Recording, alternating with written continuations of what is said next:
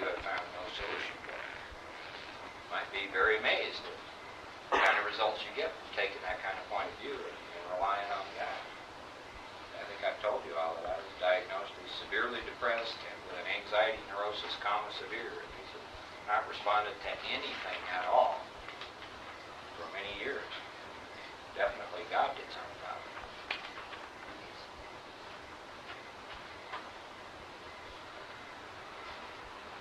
Okay. Does everybody understand the prayer up to the point where we are, which is the last sentence, grant me strength? Anybody got anything else about that? Okay, what does the word grant mean? Give. Give. Yeah, it's a freely given thing, see, without any strings. Give or receive, wouldn't it be? Yeah, well, it's like, remember Spanish land grants? Mm-hmm. Boom, here, this is yours. Okay, see, so we're asking, see, God to grant us something, to freely give us something. And what are we asking for? For His help. Strength. Grant me what? Strength. What? All right, now, ask yourself, where have you gotten your strength up until the time you started working the steps? What have you relied on for strength in your life? High power. God. Up until then? Up until then, Fear. Fear, yeah. Okay, self-will. Fear, frustration, right. What? Self-will. Right. Pain. Pain, sure. You hear this kind of discussion in AA meetings all the time, and therapy groups all over the place about how fear is healthy and a good motivator. What are people, when we use fear and anger as motivations, what are we doing? We're getting strength from those things. See? And I got my strength from my fear, my anger. If I could overpower you with it, see, then I could draw strength off of your fear of me. Okay? My ability to intellectually bully people and emotionally bully people, see, gave me strength. Verbally. Verbal stuff. My pride. Just the way I'd sit and think about me and the decisions I'd make about me and what a cool guy I was and how I knew what I was, that would give me strength to go out and see. So start looking. Yeah, from where you have drawn your strength in life. See, maybe other people. See, some of us are some pretty severe power sucks, we drain other people. I started to do that, towards the end of my alcoholism a lot. Just hugging somebody else's knees while I was on mine and then pretending I was being independent while I did it. Totally relying on other human beings for strength and all that kind of stuff. So begin to ask yourself, where have you gotten your strength? And are you willing, to mean what this says, which is we're asking a higher power, to grant us strength. At this point to continue on down the path, we got some big actions to take in terms of willingness and amends that need to be made. Okay, so you begin to look at how steps 6 and 7, are this enormous kind of thing that is supposed to happen in us before we do step 8. In terms of character defects, shortcomings, who we're going to rely on, what our purpose is here. All kinds of stuff is supposed to be going on. Before the alcoholic sets out to make a list of his amends and to start making them. Can you begin to see that? Pretty specific prayer, but a lot in it. So, grant me strength as I go out from here. Now, where's here for you? Where you live. To do what? Your bidding. When I was new in AA, I thought God was supposed to help me be selfish safely. That was the way I saw it. I just do it without getting drunk. People used to tell me, AA people, some with many years, say, you can do anything you want as long as you don't drink. Perfectly okay. Literally, screw her. That's all right. No problem. Rob a bank. That's okay. No problem. They'd say I was a horse thief before I got here. Now I'm a sober horse thief. So this list that we made on the one side of the roof and on the other side of the shortcoming, on the one side of the character defects of children, and the other side are the manifestations of the shortcomings. Right. Okay, and hopefully you, while you're doing that, you're examining yourself in terms of willingness. Are you willing? Do you see this as an impediment to the inner service and your spiritual growth? Okay? And are you willing for God to remove it? Just because you see it doesn't mean it's going to get removed. See, God, my experience of God is that God doesn't play God. See, God doesn't sit up there and say, well, I can see that Liz has a few character defects she's not willing to remove. I'm just going to remove them anyway. It doesn't work that way. If we're not willing, we get to keep it. I mean, it's just that simple. God doesn't play God. Okay, see, so if I'm kidding myself about my willingness, then I'm going to be in a world of hurt. Does that make sense? Okay, I'm going to start living this kind of baffled life. We've emphasized willingness as being indispensable. What were the 4 essentials that we saw way back on page 13? Remember what they were? Willingness, open-mindedness, honesty. And belief in the power of God. Okay, see, and remember belief in the power of God plus enough willingness, honesty, and humility, turn the page, top of page 14, to establish, which means to bring about, and to maintain. See, what are we doing here? See, well, actually, we're still in an establishing kind of a mode, see, but we're going to have to maintain, see, the willingness, honesty, humility, and belief in the power of God, because what are we doing in this prayer? Who we're relying on? God. See, as a matter of fact, what we're doing here is up in the ante. We're shoving all the chips on the table here at step 7, aren't we? So you may have had a few in reserve up to this point. But see, it's like your bluff gets called at this point, doesn't it? How honest are you going to be? How willing are you going to be? Okay, so grant me strength as I go out from here to do your bidding, see, not my bidding. What's the last word? Amen. Whatever the hell amen means. Okay. Alright, so we have then completed step 7. Okay, so step 7 is pretty useless without step 6. Step 6 doesn't seem to me can be done without step 5, 4, 3, 2, and 1 in that order. Does that make some sense to everybody? The foundation of the whole business was those first 5 steps. So now allows us to be kind of honest. Alright, so see, once again, just want to emphasize that perfection is not what's required. See, honesty and willingness are, see, the really essential things here. See, being white as snow, giving up everything, sell all you have, give it to the poor. See, never eat meat again, go be vegan. None of that's required. Okay? See, it's just honesty and willingness. See, once again, what do you do when you find unwillingness? Pray for it. Say action. Okay, that's step 6 and 7. Everybody clear? You got any questions or anything you want to say about those? I thought if you found something that you weren't willing, you just admit it. You were honest about the fact that you weren't willing to give it up, but you didn't say, no, never. Now you just said that you prayed for willingness to give up something that you aren't willing to give up? You pray for willingness where you find unwillingness. Read the last sentence in the first paragraph of page 76.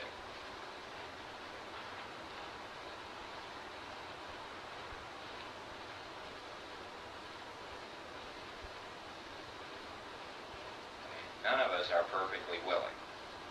Okay. See, the problem we get into is that we do nothing. Right? And whenever we do nothing, we start backsliding. See, and shit starts to happen. Okay? See, so there are actually 2 actions. Remember, this is the into action chapter. See, so one is to take an honest look, find a character defect, see, be willing to have God remove it, and do something about it.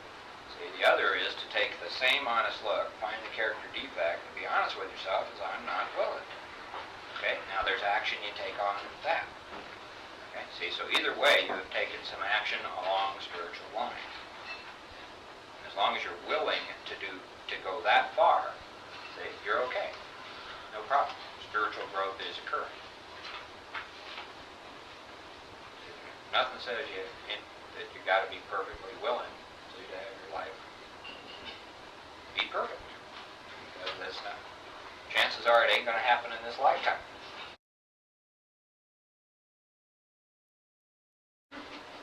There is no bottom in it. You continue running into your character defects and praying for their removal for the rest of your life. Well, that's what mostly the 12 and 12 says, and I'm still doing it. I've been doing this for 8 years. I still run into my character defects, and I'm still Isn't that part of our asking God to human remove nature, them. though? Isn't that just part of our human nature? Sure. I mean, that's the way it is. But you mean new understanding of character, new, like what Diane was saying before, many of us have been told in the program to, just as things come down the road, use God to deal with it. Rather than having looked at it ahead of time and been as thorough as we could. Aren't you saying you see new aspects of character defects, or is it the same character defects you keep looking at? Well, it's the same thing in different ways. That's a good question. Because I get confused about when it says face and be rid of. I see some things that was absolutely true, but some things are not that way. Yeah, well, there's a lot of them that you will be rid of immediately, and some that you won't, but you will be rid of some of the grosser aspects of it. What's that? Hopefully, balance. The bad. Okay. The subtle ones maybe hang around. Let's say this is it's like a basket. I don't draw very well, but let's say this is supposed to be a basket with a small thing, and there are these, whatever you call them, that go this way. Okay, now, see, some of these things they start at the top and they go down this far, and some of them go down this far, and some of them go down all the way to the bottom, sort of like that.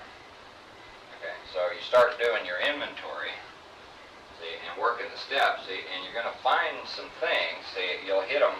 It's like you're going on this path, and these things are the character defects and the shortcomings. Okay, so you might hit something here, see, at this point, some major thing in your life, a resentment you had with your mom or whatever the hell that, it was. You're doing your fourth and fifth step, you're going along. Boom, you see that, see, and literally it gets removed. And you don't have a problem with that anymore. And so you're continuing on down the path, and see, maybe somewhere down here, see, this thing happens called mom. Boom, see, and you go, whoa, I thought that was removed. See, but then you take a look at it, and you see it ain't the same thing that you saw up there. This is something else, see, literally from a different point of view. And the more you look at it, the more you'll see that you never could have gotten here if this hadn't happened, and then all of that hadn't happened. And now this is possible. That's Okay. Okay, and then you might see, and then you might have another mom down here. Okay, see? Okay, see, it's possible. See, and some things that were up here, you may never see again. Maybe gone. Okay, see, it just depends on what you got. And, it's not the same for everybody, but if you're running into that, don't beat yourself up about it. Because you really do face and be rid of that, but it's not, see, this is not all of it. Okay, see, and there might be no way for you to see all of it at all. See, and then you got to go do all this, and then you get down here and you go, shit, I thought I had dealt with that. See, you dealt with that, but not with that, but the same person. Okay. See, my aunt is off the shelf now. what, My aunt is off the shelf now. She's not sitting on the shelf. She was my maid of honor at the wedding. And one of my friends said to me, I was going to go up and say, gee, Aunt Mary, I'm so glad you're off the shelf. See, what I found out is what you're saying there. See, I have those things keep occurring. What I found out is that I ask them to remove it at that time, and I don't think about if it's going to crop up again because, my memory of my mom, every once in a while it crops up because I miss her in my life. I never got to know, and that's a heavy deal to deal with even at 47. So what I asked is I asked God to help me with that, and it's easier now than it was before. Man, I go insane before. So I just find that what it's just actually doing is the ones that are removed, and the ones that keep coming back is some stuff that I'll never forget. the emptiness. That's going to be probably the rest of my life, that I just have to let God help me with it when it gets to that point again, to remove that defect. To me right now, that's where I've been most of my life. 'Cause I had a hard time with that. I still have a hard time when I hear people in their moms in a meeting. Is like, in the beginning I used to get real angry, and I'd say, yeah, you ought to be glad you got one, when they used to badmouth them. And I tell them why. See, I don't have to do that anymore. So that's my problem. And I learned to just accept it that I'm never going to have a mom in my life. I'm never going to know what it is like to grow up with a mom. I got to face reality. I'll never know. Because what I need to do is try to help my kids, that whatever. It's a hard issue for me. I could get in more detail, but I won't. Learn some more. See, some of the stuff is very painful to deal with. Do you think sometimes, Mike, that as you deal with it again and again, it becomes a little bit more cunning and devious and a little bit, you have to deal with it at a deeper level maybe, something that you weren't quite aware of the first time you went around with it. Yeah. And so then it takes a new degree of willingness that, More I had honesty, an experience more with, oh willingness. shit, here it comes again. I thought, or another one that I had, I said, why do I have to keep doing that? I'm just really sick of it, I don't want to do that anymore. And I would find I would do those kinds of things in relationships a lot, whether it was my family or whatever. And each time it was just a new degree that I had to deal with it at. Different degree. One note of caution about this thing, and that is, see, if you may find yourself hitting the same thing over and over and over again. See, at which case, that'll tell you your house didn't get clean on whatever thing was to begin with. See, if you're going around, and you hit something and, you see it's a different point of view, and you're honest with yourself, that won't be a problem. But if you find something that, resentment or something that keeps popping up over and over, and it's the same thing, not from a different point of view, not any other point of view, just the same thing over and over again, that'll give you a pretty clear indication that you're hanging on to a resentment, didn't get it removed, something's wrong, something got missed on your fifth step, something like that. So just be aware of those too, because there's a lot of, the paradoxical, cunning, baffling, powerful, all that sort of stuff that goes on with this. Something that Honesty, willingness to rely on God, and those things will make themselves clear to you. Something I see is, as I hit it at one level, okay, it may be a blindingly painful thing. Okay, whatever's I hit at the first level or whatever. When I hit it further down, okay, I may be dealing with it at a deeper level, but it's not nearly as painful. Because now I'm not dealing it with myself, I'm dealing with it by myself, okay? And the further down I go, the more they just become, oh yeah, I gotta pray on this and let it go past. Okay. Rather than, well, let's scratch the program and go out and get drunk.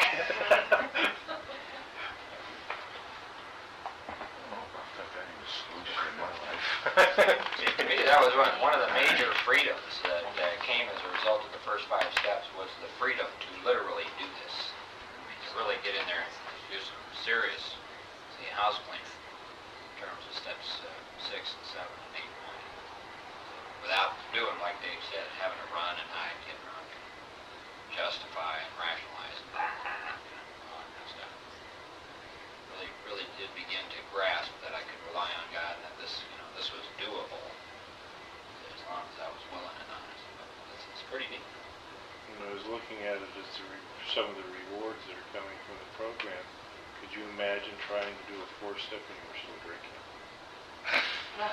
Yes. I've seen a few done. I've seen a couple done on speed and quite a few done on alcohol. Like the guy said, some of my best prayers is when I was drunk. You bet. Oh God, get me out of this one. Yeah. Yeah. I'll take a break and we'll get some step 8. Seems like a winner. Smoke time. Copy this thing down on a piece of paper.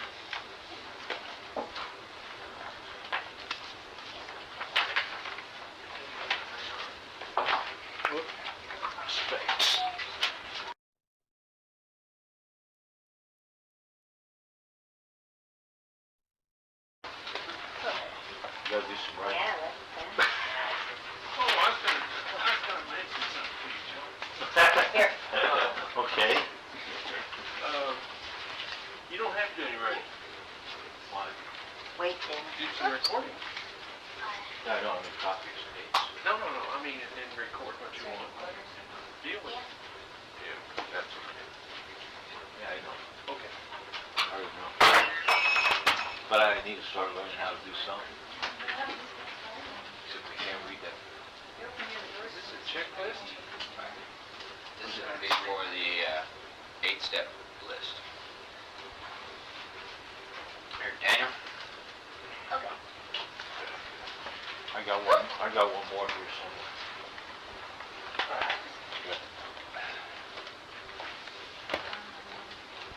Motion set? These are the old ones. The new ones work better than Coke machine runs.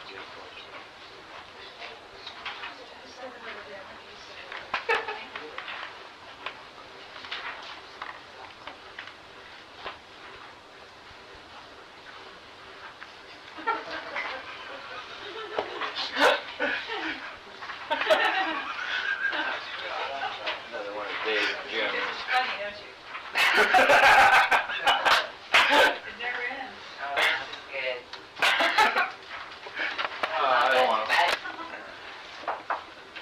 Okay, step 6 and 7 are to prepare us and to give us the things that, especially the strength and the willingness that we need to now go out and clean up the things that we began to identify in our 4th and 5th step as the harm that we have done to other human beings because of our selfishness, self-centeredness, dishonesty, and our fears running on self-will.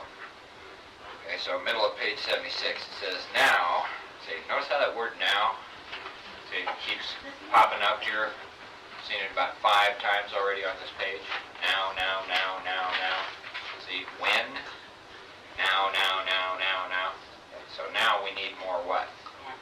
Action.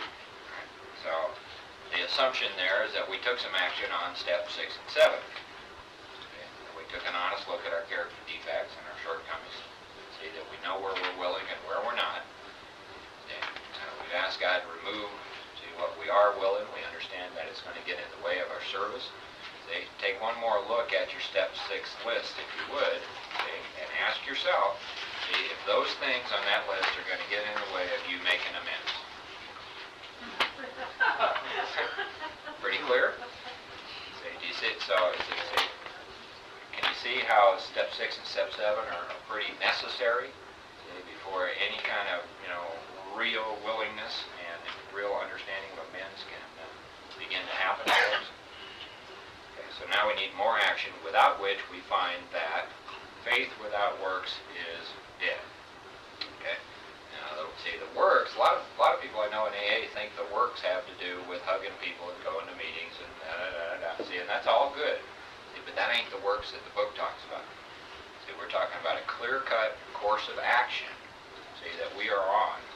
See, and the steps 8 and 9 are a major part of the house cleaning that needs to be done. And what you'll see when we get over to the bottom of page 77 is that they tell us that until these amends are done, nothing worthwhile in life can be accomplished. It's futile. You run out and become a United States Senator and you're going to end up drunk and lose everything. So, see, this is really important stuff. So, faith without works is dead, but the works are specific, see, that need to be done. Okay, so let's look at steps 8 and 9. Isn't that a cheery kind of sentence? Let's look at steps 8 and 9. Oh, yeah, right. Okay, we have a list of all persons we have harmed, and to whom we are willing to make amends. Now, we made it when we took inventory.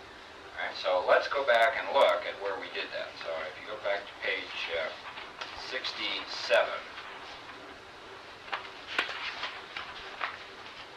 the middle paragraph.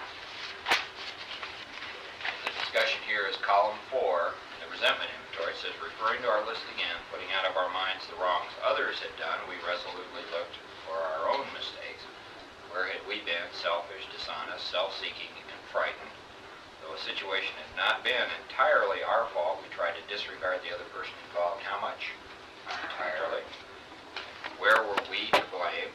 The inventory was ours, not the other man's. When we saw our faults, we listed them. We placed them before us in black and white. Let's all read the next sentence together out loud. We admitted our wrongs honestly and... Okay, so we're going to find, see, most of the amends that we need to make in column 4 of the resentment inventory. But that's not the only place. See, they asked us to look at that, so let's go over to page 69.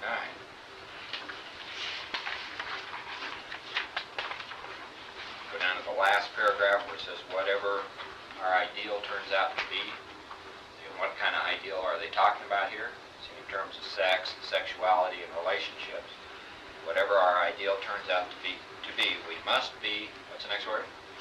Willing to grow toward it. Right? We must be willing to do what? Make amends where we have done harm. Okay, see, so we're going to find other amends, see, in the sex inventory. So that's where we're going to find most of them, and that's what they're referring to over there on page 76, where it says we have a list. See, we go, well, where do we have that list? We got it in column 4 of the resentments, and we got it in the sex inventory. Everybody clear on that? All right, now, there's one other thing that you need to give some thought to, because it didn't occur to me, but it was put in my path. I hadn't really realized when I did the steps that there were some people that I had harmed, but that never showed up on my inventory. I had no resentment towards them or about them, had no fear about them, and I'd never been in a relationship with them, say, of any kind. And I owed them some amends. See, so you might have some of those kind of people, and you might need to look, see, a little further in your life past, see, your 4th step to see if that's true. See, you could have a few of those kind of things out there where you may have screwed somebody over and had nothing else to do with them anywhere in your life. No fear, no resentment, no sex stuff of any kind. See, so that's possible. Some people do have those. I had a couple of those. Okay, back on page 76. Okay, we have a list of all persons we've harmed and to whom we are willing to make amends. We've made it when we took inventory.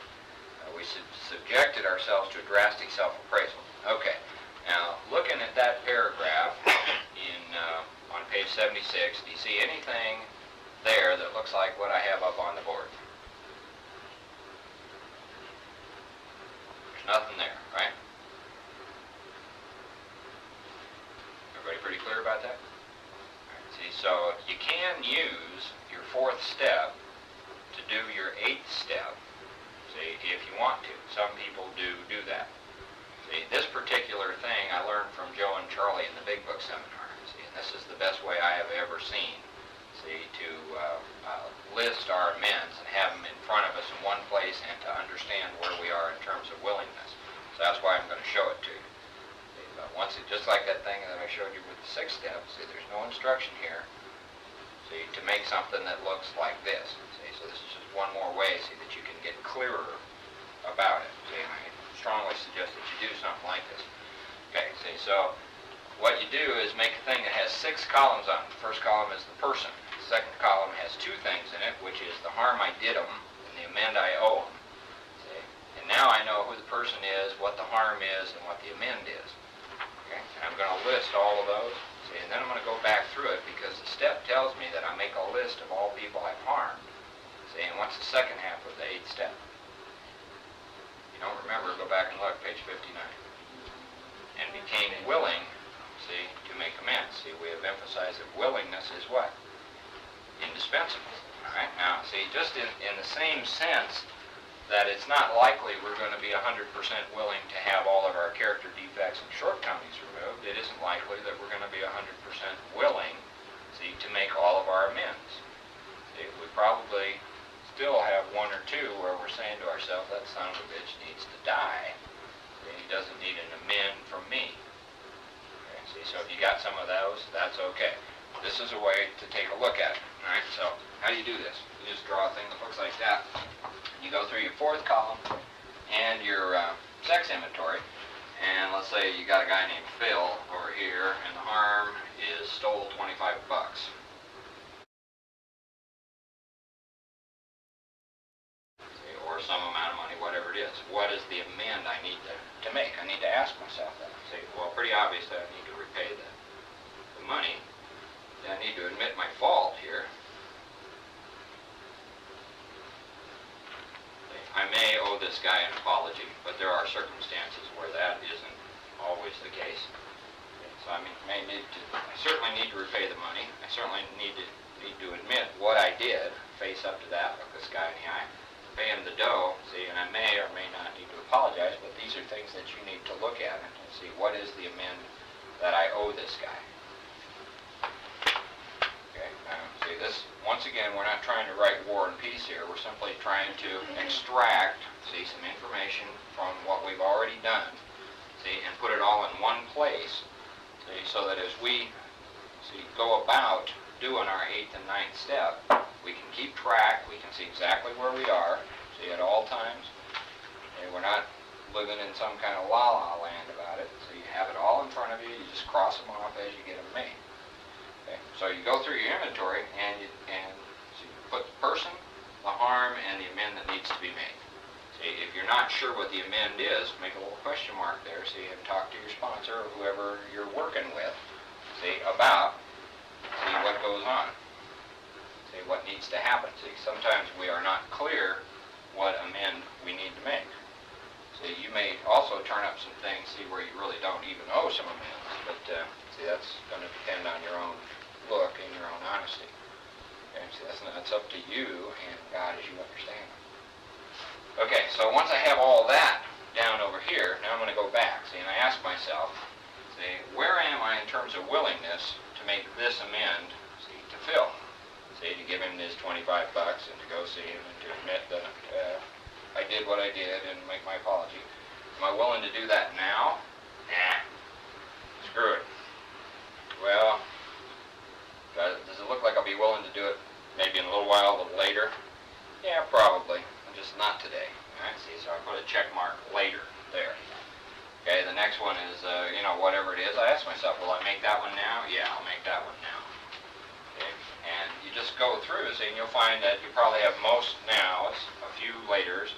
See, you might have some out here. I'm not sure, see, whether I'm willing to make these. I'm not sure whether I'm ever going to be willing to make this. See, there's a real serious doubt, see, about whether I'm willing or ever will be. See, so those would go into maybe, see. So it's okay, just all you need to do at this point is to be honest. Okay, and then over here are the people that really need to die. Never. Okay? These are the folks that did way more to you than you ever did to them. You don't need to clean up yourself. Every rationalization that you could ever come up with will come up. See, never. Okay, and you probably have a few of those. Okay, see, so once that's done, see, if you're honest, then you will know exactly where you are. See, in terms of what harm got done, what amends need to be made, and where you are with willingness. Okay, and then you can clearly see what to do. Where would you start? The now column. See, you could start doing step 9 on all the ones you're willing to do. Okay, what do you do about the unwillings? What's the action? Pray for willingness. That's all you need to do about these. You don't need to go out and force yourself to do things that you're not willing to do at that point. See, but you can be into action on these, which will probably be most of them. Okay, and over here, see, this is where, once again, we start to pray for the willingness, see, to be willing to do it now. See how simple that is? It is. And once you have all that down on paper, so you're real clear, see, where you are in terms of what amends need to be made, what haven't been made, where you're willing, where you're not willing. Okay, everybody got it? All right, any questions? Yes? Yeah, you said you may or may not owe an apology.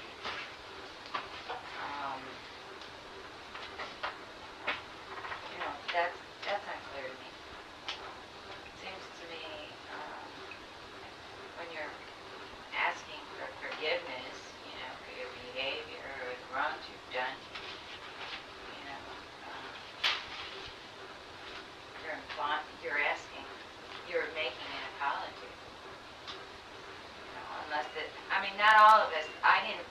I don't have real simple, real concrete physical things that I have to look at. Such as that. Mine are more in the ambiguous social relationships, collisions in the life, So, I thought that unusual that you would say you may or may not owe an apology. Under what circumstances would you not? Well, there could be any number of circumstances. Tell you what, make the list, and if you come up with any you're not clear on, I'll go.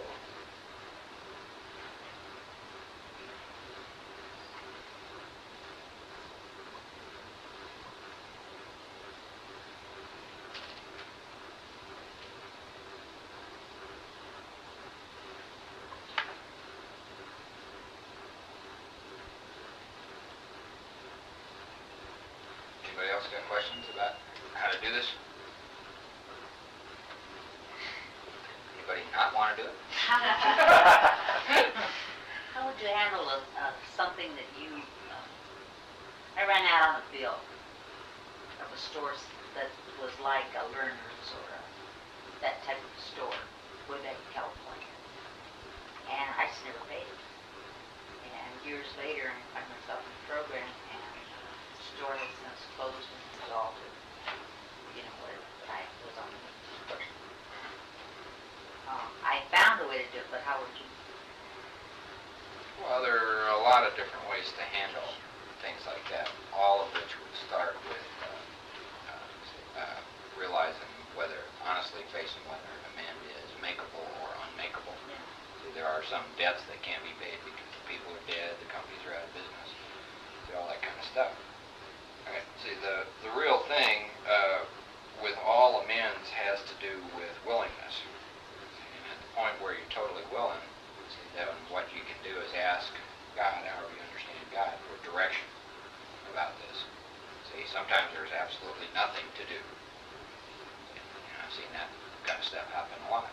See, some other times I've seen people take money that they owed over here, but which was unpayable, see, and give it to some homeless guy or the church or a charity or that kind of stuff. But the book makes it pretty clear that you can't make rules about any of this kind of stuff. Most of us find that we have some unmakeable amends.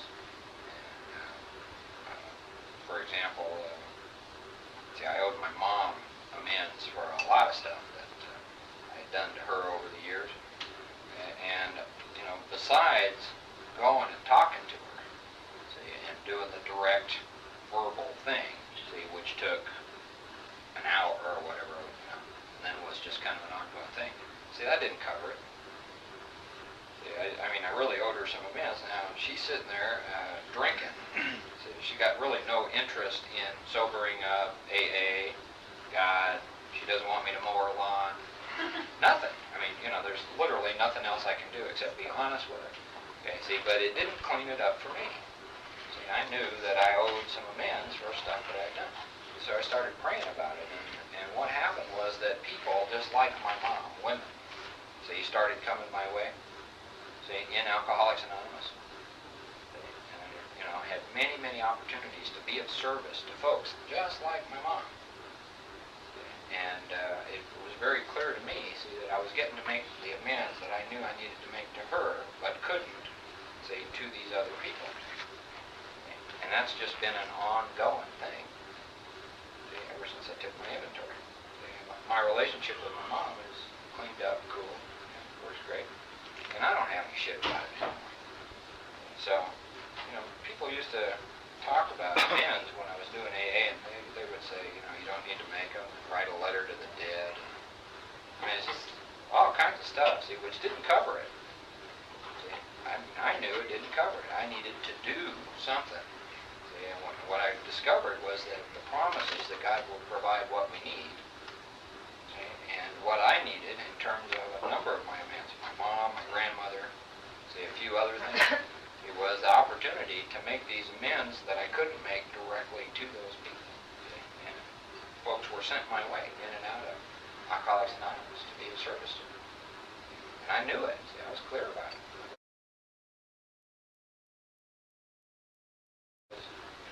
Wish or dream or hope. So if you wondered about that, I mean, see, this is about relying on God and the promises God will give you whatever you need to get it all cleaned up. Okay. Okay. That'll help me with one that I need to make, I can't make because I don't know how to locate it. Yeah, cool. So all these women that I work with for a short time, helping whatever I know through my experiences, I'm helping them. Just making that amends to her. It's a good idea. I'm still willing to make it. If she ever comes in my life. But it's a good way. I heard about the basket and making money amends and stuff that I can't make. We're talking about people that you hurt, but you don't have any resentment towards them, that you need to make an amends to. Is that someone like, say, a parent of somebody who were involved, like somebody who were drinking drugs and they hurt their parents by taking their child or their son? It could be, yeah, it could be something like that. The pain that you caused other relatives coming to that person. That's the only example I can think of. Something like that. Well, I can tell you a very specific one.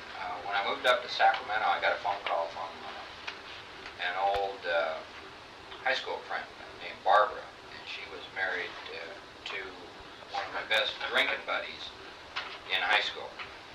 And over the years, I had had some contact with her. Not a lot, but not infrequent either. And she was a very intelligent lady with a college degree, and Roger went off. He stopped drinking when we were in our late teens, and he got a master's degree, and they got married, went off, raised 3 kids, and they named one of their kids after me. And over the years, Barbara watched me go down the drain. And she was always wondering, when I was going to get my shit together. She was always asking me about, how come you're not working? Are you feel a need to do that? Are you productive? She was always like trying to figure out what's wrong with this guy. You used to be so da-da-da-da-da back in high school and in those days, see, and you're not that way anymore. And I would give her, a typical alcoholic song and dance about writing a book, spiritual searches. See, what I was drunk. And I'd lied to her, see, all the way along. See, and I didn't have any resentment for her or for Roger. I wasn't afraid of him. I wasn't married to him. None of that. They were just some friends over the years. See, and so at the point that she had called, I hadn't talked to her in 3 years. So I had, the last time I talked to her, I was still drunk. This was about 3 years later, about 1985. And she had, made about 8 phone calls through the family and friends and all this, and finds me up with my cousins in Sacramento. Hey, how you doing? And I started telling her, well, I finally went to Alcoholics Anonymous and I sobered up. And as I started to tell her these things and what I was doing, which was working with all kinds of people in AA, it suddenly occurred to me that this lady really needed to hear, see, what was wrong with me. See, I had baffled her and her husband, see, and caused them quite a bit of concern and worry, see, all during that time. And I had never realized it, see, and I didn't realize until, she called me and I started telling her, see, what was going on. So I laid out the whole 9 yards, that I was a sick alcoholic, see, and most of what I told you all during those years was dishonest, see, a lot of it was just outright lies.